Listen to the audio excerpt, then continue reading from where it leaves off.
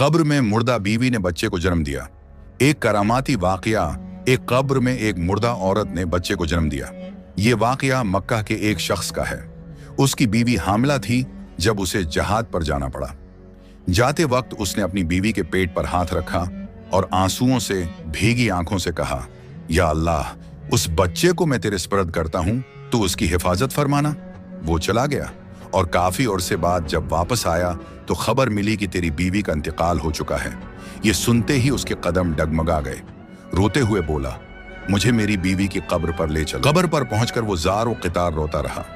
रोते रोते कब्र पर सिर रखा और सो गया। आधी रात को आंख खुली तो उसने देखा कि कब्र से एक रोशनी निकल रही है।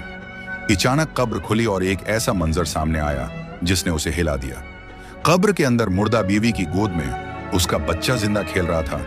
उसने फौरन बच्चे को उठाया। जैसे ही वो कब्र से बाहर निकला तो गैब से एक आवाज गूंजी, तूने अपना बच्चा अल्लाह के हवाले किया था, इसीलिए वो तुझे वापस मिल गया। अगर तू अपनी बीवी को भी अल्लाह के सपर्द करके जाता तब उसे भी जिंदा पाता। सुभान अल्लाह।